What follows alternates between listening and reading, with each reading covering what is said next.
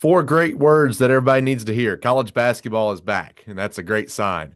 Welcome into our first edition of the Biggie Breakdown Basketball Variety. Got Greg Stottlemyre, Doug Sally, and Wes Chandler here with you.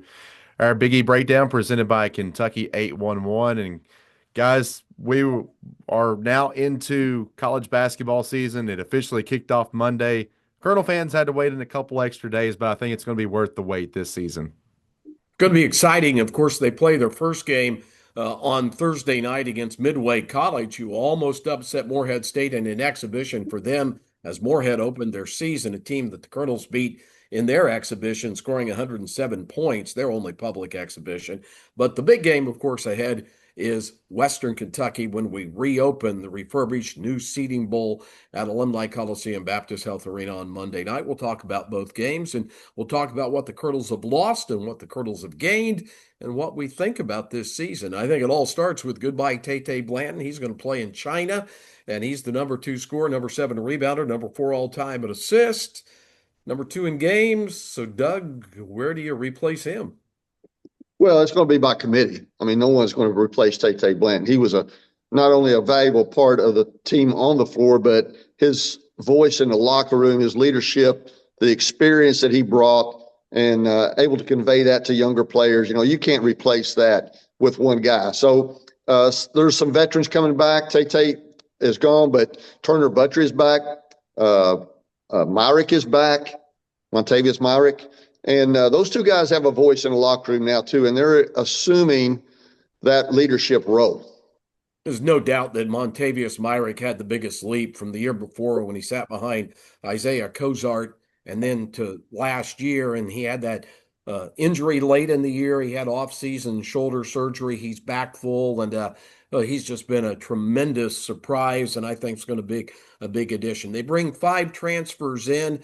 One of them has a situation. Let me just read the EKU statement. Eastern Kentucky University men's basketball player Omar Knox is currently ineligible under NCAA rules to participate in games.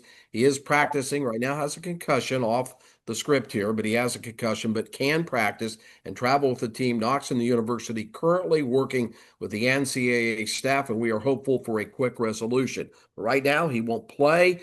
He is ineligible. And so how does Eastern Kentucky have to change things? Because this didn't come in September. This notice came just a couple of weeks ago, so you have to readjust, just like an injury.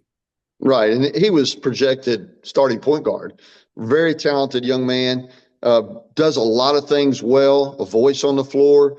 He brings experience from Alabama State, where he started down there and performed well in the NCAA tournament.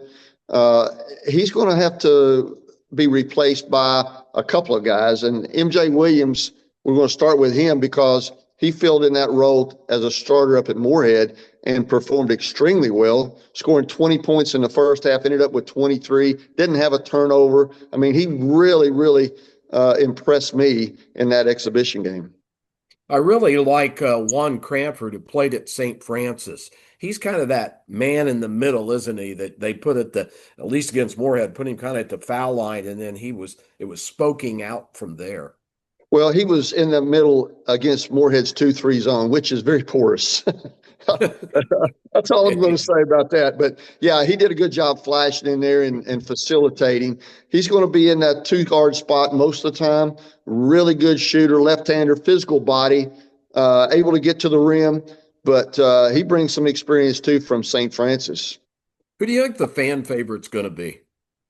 Yeah, I don't know. Everybody loves Turner Buttrey. He's a Kentucky guy from Bowling Green, and he's got that little chip on his shoulder. He plays so hard and is just a knockdown shooter. He ended the season on a 47 free throw streak. He's hit 47 free throws in a row. So, can that continue? But he just brings that toughness, that grit that Eastern Kentucky University basketball is known for. A lot of people have told me that Austin Ball, a transfer from George Mason, is kind of the energy guy, maybe a guy that gets the crowd going.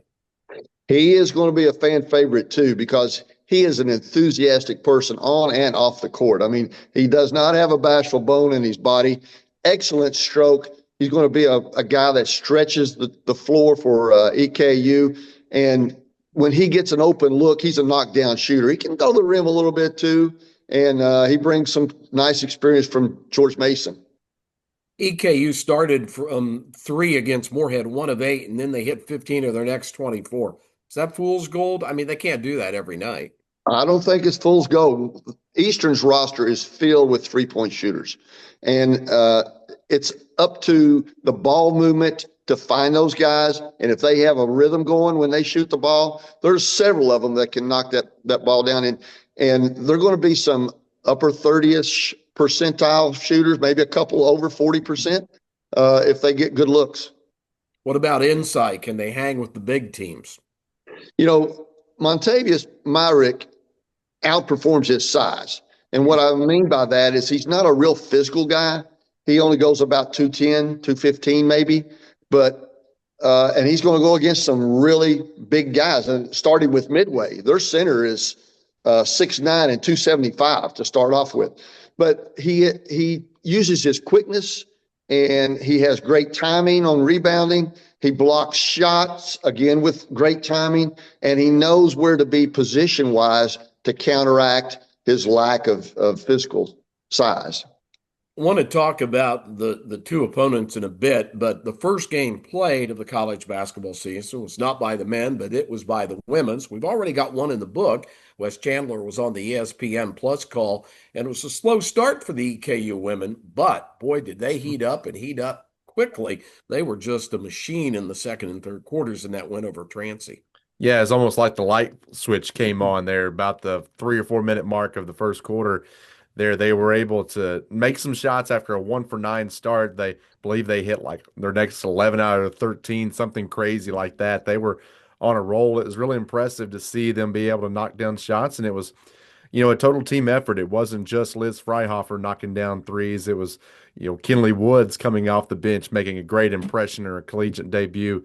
It was also Joe Vaz, who was coming over from Colorado State, flirting with a double-double. Ndidi Amaka and Dukwe, she got injured, only played 7 minutes, but during those 7 minutes, she had 10 points.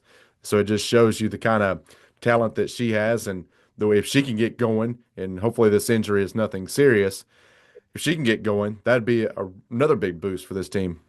Was it weird not saying Alice Recanati on the broadcast last night? I had to pinch myself a couple of times for the first time in over 2,000 days. EKU played a game without Alice Recanati. It's just kind of hard to believe. You get used to saying that name over and over and over, and then all of a sudden she's not there. But she's such a great young lady, great person, great ball player. I mean, and Coach Greg Todd said it. It's only a matter of time before she's a Colonel Hall of Famer. When you go back and look at that game, sometimes when you play down a level, you don't get something out of it. When I watched it and called the audio version on the Colonel All Access app, I thought they got something from the game. It wasn't a waste to play a Division III team. No, I agree with that completely. And Transylvania is not your average Division III team.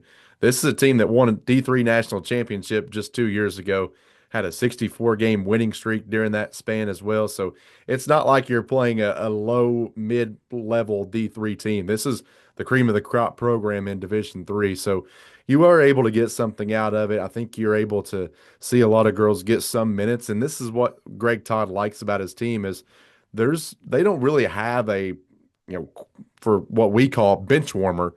They don't really have that. They believe that there's right now 11 players on that roster that can step in and play pretty solid minutes for them.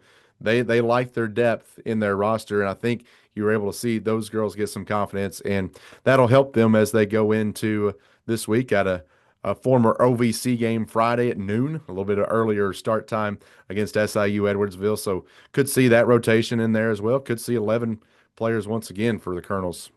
Yeah, so Liz Freihofer, who had that great freshman year out in Northern Kentucky, she just looked like she was in midseason form. Yeah. And I was really impressed. And the game, it got to a 60-point game. Still got a little sloppy in the fourth quarter, but in that second and third quarter, great ball movement. I mean, they played good, pure basketball, team basketball. That is something that Greg Todd is focused on from day one in summer when this team arrived on campus with everybody arriving at the same time. And he even emphasized it in shoot around again yesterday morning. He actually showed a YouTube clip of teams in the Euro League moving the ball down the floor. And Doug knows this more than anybody, that the ball moves up the floor quicker via the pass than it does the dribble. So that was the major focus for Eastern Kentucky this season, and it was able to carry over last night as well. 25 assists. That was a really high number for them as well. So I said during the ESPN broadcast with Kent Miller, my partner, I said, the officials, they don't even have to worry about a 10-second count because Eastern's not getting a 10-second count. They were up and down the floor in the half court in 3 or 4 seconds. So the opening day of college basketball, the women get a W. Men play Thursday. Women then, as you said, Friday. We got a football game on Saturday with Southern Utah. Then we go back to work with Western Kentucky on Monday. Let's talk first of all about Midway because of what they did. Doug, they were up 14 points on Morehead State in the second half. Still had a scant lead with under 2 minutes to go before Morehead tied the game and then back-to-back turnovers. And if you look at the foul disparity, 2 foul shots for Midway in that game. But anyway, that puts a little fear into you. You don't want to be the one everybody talks about on social media, that you're the one that lost the game against the non-D1. You got to be ready because they got a couple of players. And the guys that have jumped off the page at me are Amari Wales, their leading scorer and rebounder, and Decorio Smith, who's a 6'4 senior. And a lot of them from Kentucky, a lot of them come from other places. And this is a pretty athletic team in the Eagles of Midway. They are, and they were not shy from the moment last night playing against Morehead. They looked very confident. They went out and took the fight to Morehead, and those two guys that you mentioned can play Division I basketball. They could be on a team in Division I. There's no doubt about it. They were very aggressive with the ball. They didn't hesitate when they had shots. They were going to the rim, and they picked that 2-3 zone from Morehead apart. If Morehead had not gone man-to-man in the second half, Midway would have won that game. And like you said, they came back from 14 down to pull it off by 5, and it was a one-possession game within the last minute. Morehead made 11 straight field goals in that comeback. Was it poor defense? Does Midway play defense? Midway plays defense, but Morehead was able to get out and get some easy ones in their early offense, and then they started crashing the glass a little bit, and they upped their defensive pressure, and they got some stuff that way, by forcing turnovers and getting some live ball turnovers. So they have some tools. They have a big kid in the middle, this guy, Maurice Washington Williams out of DuQuoin, Illinois, and he's 6'9", 275. He may not be the quickest guy, but he knows how to use his body. He knows how to use angles, and he can be somebody that Eastern has trouble with matching up on him. Can they handle the EKU pressure? That's the big question, because EKU's pressure is more aggressive than Morehead, especially in the full court. So we'll see if Eastern can wear down their guards. That was a little bit of a factor last night. They had a couple guys, Midway did, to go out with cramps and injuries there at the end of the game. So Eastern has that reputation of wearing point guards down and then taking over the game the last 10 minutes. Hopefully it doesn't go that way. The 10 minutes is a deciding factor. But like I said, Midway is very respectable and someone that Eastern can't take lightly. It's an 8 o'clock game on Thursday. Again, at Seabury Center in Berea, and the women will play there on Friday at noon, as we said. Then we'll reopen Alumni Coliseum Baptist Health Arena. The seating bowl has been done, and that will be a 7 o'clock game on Monday. Let's talk about the Hilltoppers. They beat Kentucky Wesleyan and Alabama Birmingham, and that don't count on the record exhibitions. Good win at Birmingham. And they come back and beat Tennessee Tech in their home opener 82-70 last night. And they've got a guy from Owen County, Kentucky, up this way in Tegan Moore, who dropped 16 in that game against Tennessee Tech, and he was really on fire against UAB. He had 26 points, 8 of 11 from the field. So Tegan Moore is a guy that kind of looks like he's stepping up. They've got a bunch of transfers in from all over as well, like most schools do. They lost a bunch, they've gained a bunch, and they've kind of got a mixture, don't they, of newcomers and guys returning. You wonder how Western finds these guys. They come from all over. and they seem to get a good roster put together every year. And you know that the old timers like me and you, Greg, that go back to the OVC days, that rivalry is something special. Eastern Western, I mean, it used to be for blood. I don't know how many of the younger folks realize that, but there's going to be some super intensity. The reopening of the arena, Eastern Western, there's a lot of demand for tickets right now from what I've heard. It's going to be really fun. Yeah, it's good to get back in there and kind of settle in because it hasn't been easy on the basketball programs having to practice in the Olympic Training Center, move games around. They moved all the non-conference games last year, didn't get back in until January, and so it'll be a fun night. You can't look by Midway though, so you got to do that first. So Eastern Western, I hope you're there because it should be a good game. I think the clock's working, everything's ready. That's what ticked off Western long ago in 1979. And the rivalry isn't what it used to be because they're not in the same conference. They don't play twice a year, but it still means something to the old timers. A marketer can say it's only WKU, but you know it, and I know it. It's Eastern versus Western, right? You don't have to say anything more, correct? That's right. That's all you need to say. And like I just got chills listening to you talk just then, Greg. And when I see that little red flag waving around, it still gets me fired up. I mean, it's a big time game for me. Okay, so how about the women? They've got, as you said, a former OVC competitor in SIU Edwardsville before we wrap things on our first edition of the Big E Breakdown in crazy season because we've got football and basketball both going. Yeah, a little bit of everything. Why not throw another sport in there, right? Why not? No, Volleyball. yeah, exactly. Yeah, volleyball winding up too as well.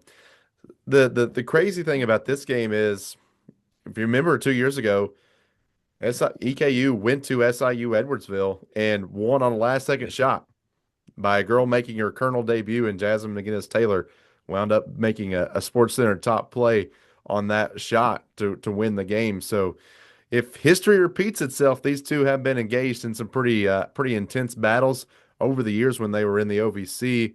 There were a couple lower scoring games. EKU didn't have near the firepower they do now with just as far as the roster. So that was why the lower scoring games happened. But I think you're going to see a team in EKU that you're going to have your head on a swivel for this team, and they're going to be a lot of fun to watch. It's going to be entertaining brand of basketball, and you're going to be constantly moving your head because of the great ball movement by Eastern Kentucky. I'm really pumped about this team and really excited to see how far this team can go.